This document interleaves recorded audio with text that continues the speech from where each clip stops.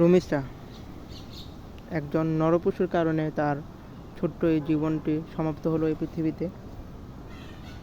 একটি নরপিশাচের কারণে ফুটফুটে একটি জীবন দুনিয়া থেকে চলে গেল। আল্লাহ তাকে জান্নাতবাসী করুক। সোহেল রানা নামে যে দর্শক তাকে দর্শন করে হত্যা করেছে, তাকে যেন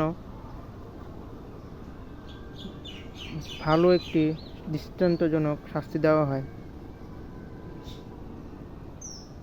তাদের মতো দর্শকের জন্য আজকে আমাদের মা বোনরা কি আমাদের কাছে নিরাপদ? বাংলাদেশে আইন আছে বুঝছি, কিন্তু আইনটা যার যার মতো তারা প্রয়োগ করতেছে। তারা একটা করে বলে একটা, করতেছে একটা। কিন্তু আমি সবসময় আইনের প্রতি শ্রদ্ধাশীল।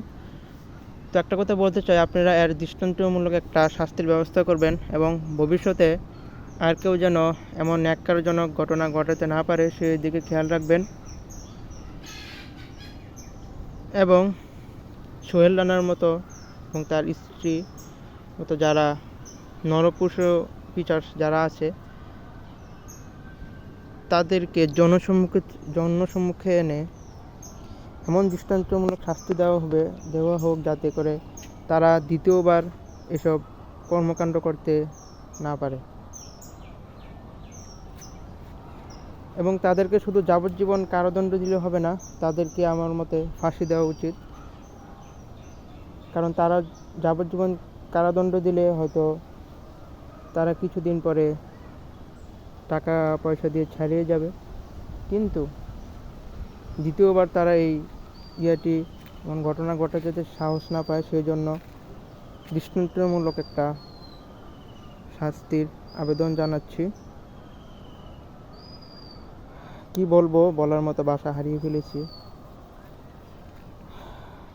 যে আমাদের জন্যই আজ আমাদের একজন বোন আমাদের মাঝখান থেকে বিদায় নিল।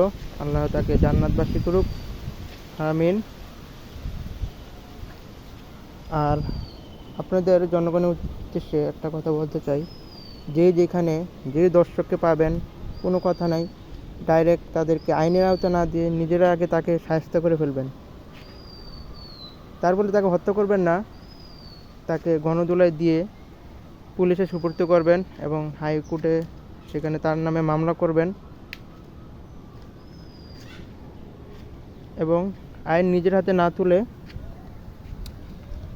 জনগণের জন্য আমাদের যে পুলিশ সদস্য আছে বা সেনাবাহিনী, আনসার, বিজিবি যারা আছে, তাদের কাছে সুপর্দ করবেন। এবং আমি অনুরোধ করব তারা যেন